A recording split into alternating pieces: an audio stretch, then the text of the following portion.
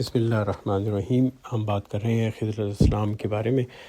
اور ہم پہنچے ہیں ایران تک۔ تو ایران کے اندر جو مذہب ہے اس کو مجوسیت کہتے ہیں، لیکن اس مذہب کے بانی کا نام زرتشت تھا، اور انہوں نے یہ سبق دیا تھا کہ ایک اللہ کی عبادت کرو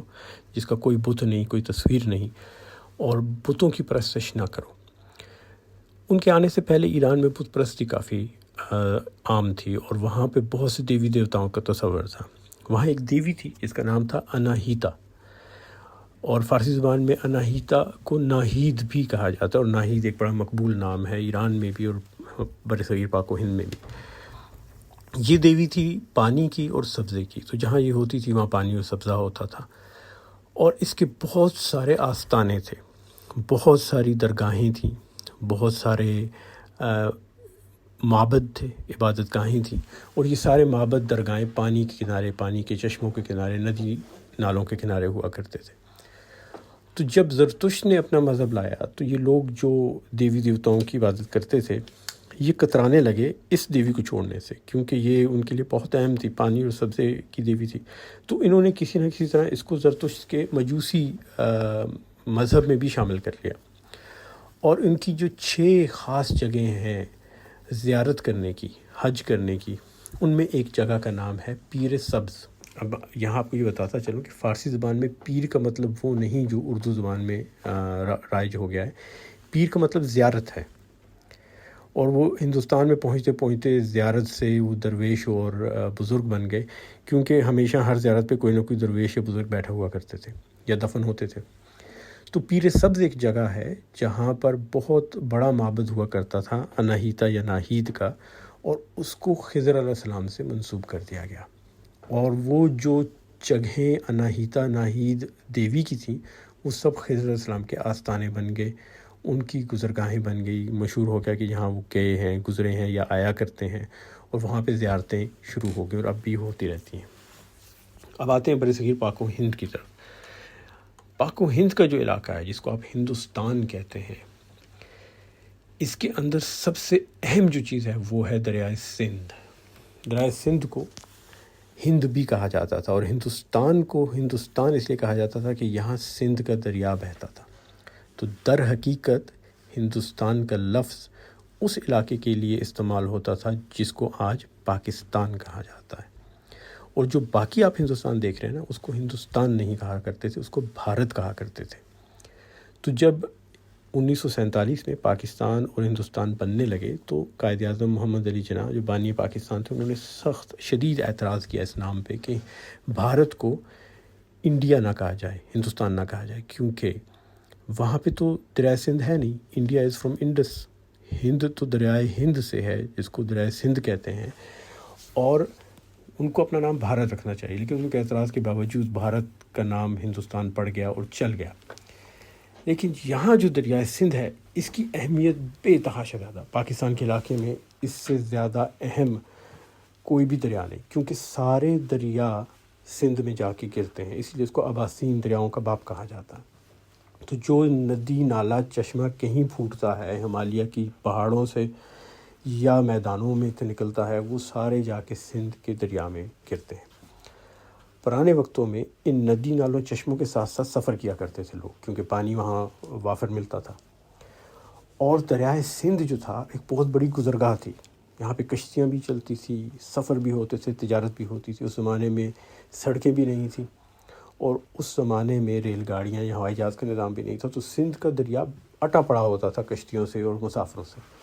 وہاں پہ لوگ ڈوبتے بھی تھے، مرتے بھی تھے، تو ان سب کو ایک دیوتا چاہیے تھا جو ان کی حفاظت کرتا، اور یہ دیوتا جو ہے، اور یہ آج بھی جو سندھ کے ہندو ہیں ان کا سب سے مشہور دیوتا، اس کو اشتا دیو کہتے ہیں، اس کا نام ہے جھولے لال۔ اصل نام اس کا تھا اڈیرو لال، اور اس دیوتا کی کہانی یہ ہے کہ یہ جب پیدا ہوا تو یہ پیدا ہوتے ہی بولنے بھی لگا، اور بہت سی ایسی اس میں صلاحیتیں آ گئی جو بڑے لوگوں میں ہوتی ہیں، اور یہ اپنے آپ کو خود جھولا دیا کرتا تھا۔ بعض بچے کرتے ہیں، ان کو آپ پگوڑے میں ڈالیں تو وہ خود اس کو جھولا دیتے ہیں، تو اپنے پالنے جھولنے کو یہ خود ہلاتے تھے، اور اتنا اچھا ہلاتے تھے کہ ان کا نام ہی جھولے لال پڑ گیا۔ اب جھولے لال کیا کرتے تھے جھولے لال دریائے سندھ کی حفاظت کرتے تھے اور وہاں گزرنے والے لوگوں کی حفاظت کرتے تھے۔ ان کی بہت سی کرامات مشہور ہیں، ان میں سے ایک ان کی یہ کرامات کا حصہ ہے کہ جب چاہتے تھے ایک پوری فوج دریا سے نکال لیتے تھے، اور اگر کوئی دشمن ہوتا اس سے لڑتے تھے اور پھر وہ فوج دوبارہ دریا میں غائب ہو جاتی تھی۔ تو ان کی بہت عزت تھی، اور ان کا چہرہ جو تھا اس پہ لمبی داڑھی تھی، کبھی سبز کپڑے پہنے ہوتے تھے، کبھی کسی مچھلی پہ بیٹھے ہوتے تھے، کبھی یہ کنول کے پھول پہ بیٹھے ہوتے تھے، کبھی سفید گھوڑے پہ سوار ہوتے تھے۔ تو سندھ کے اندر جب اسلام آیا اور سندھیوں نے اسلام قبول کرنا شروع کیا، تو ان کے لیے یہ بڑا مشکل تھا کہ جھولے لال کے تصور کو چھوڑا جائے۔ وجہ یہ تھی کہ سب کچھ دریائے سندھ کے آس پاس ہو رہا تھا، سفر ہوتے تھے، اور وہاں پہ ان کو بہت حد تک ایک اطمینان اور اعتماد ہوتا تھا کہ ہماری کوئی حفاظت کرنے والا ہے۔ تو قرآن کے اندر حضرت خضر کا جو روپ تھا وہ ان کو اس لحاظ سے بڑا مناسب لگا کہ وہ کشتی میں بھی آتے جاتے ہیں، اور دریا سے بھی ان کا تعلق ہے، مرج البحرین، جہاں پہ دو دریا مل رہے ہیں، پانی کی باڈیز مل رہی ہیں، تو وہاں پہ بھی وہ پائے جاتے ہیں۔ معاف کیجیے گا، میں نے مرج البحرین کہا، یہ مجمع البحرین ہے۔ تو انہوں نے جھولے لال کے سارے کردار کو خضر علیہ السلام سے منسوب کر دیا، اور جس طرح جھولے لال ہمیشہ زندہ ہے اور آتا جاتا ہے اور مدد کرتا ہے، کہ اسے کہانیوں میں، افسانوں میں اس طرح خضر علیہ السلام کے بارے میں بھی مشہور کر دیا گیا کہ وہ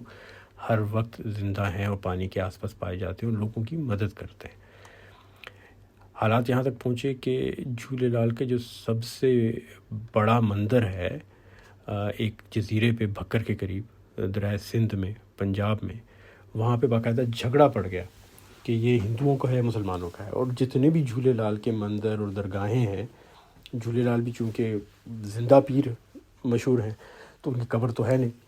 تو کئی جگہوں پہ جہاں ان کا دیکھا گیا تو وہاں پہ درگاہیں بنا دی گئیں۔ ان سب جگہوں پہ جھگڑا ہوتا ہے کہ یہ خضر علیہ السلام کی درگاہ ہے، اور ہندو کہتے نہیں جھولے لال کی درگاہ ہے، اور یہ مسئلہ صدیوں سے چلا آ رہا ہے۔ اب جہاں بھی آپ سنیں گے واقعے خضر علیہ السلام کے دیکھنے گے تو وہاں ایک چیز آپ کو پتہ چلے گی کہ وہاں کہیں نہ کہیں پانی ہے۔ کبھی صحرا میں خضر علیہ السلام نہیں دیکھے کہ کسی صحرائی مسافر کی مدد انہوں نے نہیں کی، ہمیشہ پانی کے ساتھ کسی جگہ مسافروں کی مدد کی ہے۔ تو کچھ عرصے پہلے میں نے یہ قصہ سنا کہ یہ خضر علیہ السلام ہر سال مختلف جگہ نظر آتے ہیں، تو ایک سال پٹریاٹر میں نظر آئے، پٹریاٹا مری کے پاس جگہ ہے، وہاں چیئر لفٹ لگی ہے۔ تو میں نے سوال بھی کیا کسی سے، میں نے پوچھا کہ بھئی ایوبیہ میں کیوں نظر نہیں آئے، وہاں بھی چیئر لفٹ ہے؟ تو اس بندے نے مجھے کہا کہ آپ بہت نادان ہیں، مسئلہ چیئر لفٹ کا نہیں ہے، پٹریاٹا میں پانی ہے، بہتا پانی، ایوبیہ میں بہتا پانی نہیں۔ تو یہ ایک بہت اہم فلسفہ ہے۔ خضر علیہ السلام، خواجہ خضر انہیں کہا جاتا ہے، ان کے برصغیر پاک و ہند میں وجود کا کہ پانی کے ساتھ ساتھ وہ ہوں گے، اور پانی سے انسان کا خوف بہت ہے، ڈوبنے کا خوف، سفر کرنے کا خوف، پیاس کا خوف، بھٹک جانے کا خوف۔ اور اس خوف کو صرف یہ ہمارے ہاں نہیں ہے، یہ مت سمجھیے کہ ہم لوگوں کے خیالات تک یانوسی ہیں۔ یورپ کے اندر سفر کے ساتھ اتنا ڈر منسوب ہے کہ یہاں پر بھی ایک سرپرست بزرگ اور پیر ہوتے ہیں سفر کے، اور وہ سفر کا جو پیر ہے اس کا نام ہے سینٹ کرسٹوفر۔ کرائسٹ کا مطلب ہے عیسیٰ علیہ السلام، اور فیرس کا مطلب ہے لے کے جانا، فیری کرنا، پانی کے اوپر سے لے کے جانا۔ قصہ یہ مشہور ہے کہ یہ سینٹ کرسٹوفر جو تھے، انہوں نے عیسیٰ علیہ السلام کو دریا پار کروایا تھا جب عیسیٰ علیہ السلام بچے تھے۔ تو ان کے لاکٹ بنے ہوتے ہیں، ان لاکٹوں کے اوپر ایک بندہ ہے جس نے ایک چھوٹے سے بچے کو کندھے پہ اٹھایا ہے اور پانی پار کروا رہا ہے۔ لمبی چوڑی کہانی ہے، اس کی تفصیل میں نہیں جاتے، پھر کبھی انشاءاللہ موقع ملا تو کریں گے۔ لیکن آج تک 21ویں صدی کے اندر بھی انگلستان کے اندر بہت سے لوگوں کے گلے میں یہ لاکٹ آپ کو پڑا ملے گا۔ وہ تعویذ کی طرح ہے کہ ان کی حفاظت کرتا ہے سینٹ کرسٹوفر، جس طرح ہمارے ہاں خواجہ خضر حفاظت کرتے ہیں مسافروں کی۔ اور جب بھی یہ لاکٹ میں کسی کے گلے میں دیکھتا ہوں، اس سے میں دو چیزیں اخذ کرتا ہوں۔ یا تو یہ شخص اپنے کاروبار کے لحاظ سے سفر کرتا ہے بہت زیادہ، اور عموماً ایسا ہوتا ہے کہ ٹرک ڈرائیور ہے یا وہ کوئی ٹیکسی چلاتے ہیں، یا پھر یہ بہت سفر کرنے کا شوقین ہے، گھومتا پھرتا ہوتا ہے۔ اور جب بھی میں اسے پوچھنے کی بات کنفرم ہوتی ہے کہ یا تو ان کے کاروبار یا زندگی گزارنے کے طریقے کے ساتھ سفر بہت منسوب ہے۔ تو یہ صرف ہمارے ہاں نہیں، ہر جگہ یہ چیز پائی جاتی ہے کہ انسان کے ڈر اور خوف کے لیے وہ چاہتا ہے کہ کوئی ایسی روحانی شخصیت ہو جو اس کی حفاظت کرے۔ تو یہ تھی وہ کہانیاں اور افسانے جو خضر علیہ السلام سے منسوب ہیں، اور یہ مین خاص بڑے بڑے جو افسانے ہیں وہ میں نے آپ کو بیان کیے، لیکن پھر وہی بات کروں گا کہ ان کو جاننے کی وجہ کیا ہے۔ انہیں جاننا اس لیے ضروری ہے کہ ہمیں حقیقت اور افسانے کا فرق پتہ ہو، اور اپنے دل میں ایک احترام بھی رکھیے کہ جو لوگ ان میں یقین کرتے ہیں خضر علیہ السلام کے افسانوں میں، اس کی کوئی وجہ ہے، وہ اپنی تئیں وہ مذہب کو بہترین سمجھنے کی کوشش کر رہے ہیں۔ اس کا یہ مطلب نہیں کہ ان کا یہ افسانہ صحیح ہے یا ان کے عقائد جو ہیں وہ صحیح ہیں۔ قرآن اور حدیث سے متصادم عقائد کو ہم نہیں مان سکتے، لیکن انہوں نے اپنے تئیں ایک کوشش کی ہے، جستجو کی ہے، اور ان کو یہ چیز ورثے میں ملی ہے اور ان کو اصل حقیقت نہیں بتائے گی۔ تو ایسے لوگوں سے جھگڑا کرنا تو بالکل غلط ہے۔ ہاں، آپ ان کو علم دے سکتے ہیں، تعلیم دے سکتے ہیں، اور یہ کوشش کر سکتے ہیں کہ اگلی آنے والی نسلوں کو سب پتہ ہو، سارے قصے کہانیوں کا پتہ ہو، لیکن فرق پتہ ہو، ان کو وجہ پتہ ہو کہ یہ قصہ، یہ کہانی کیوں، کیسے آیا، کیا وجہ تھی کہ اس کو اسلام میں شامل کیا گیا، اور یہ فرق پتہ ہو کہ حقیقت کیا، افسانہ کیا ہو۔ میں ایک بار پھر بڑی سختی سے اس بات کو بار بار میں دہراتا ہوں، کیونکہ میں نے یہ چیز دیکھی ہے اور مجھے بڑا دکھ ہوتا ہے اس سے، کہ کئی ایسے قصے کہانیاں افسانے ہیں ہمارے دین سے وابستہ جو کہ بہت پرکشش ہیں، بہت زیادہ، اور وہ جب آپ سنائیں غیر مسلموں کو تو وہ غیر مسلم جوک در جوک آتے ہیں وہ قصے سننے کے لیے اور اسلام کی طرف لپک کے آتے ہیں۔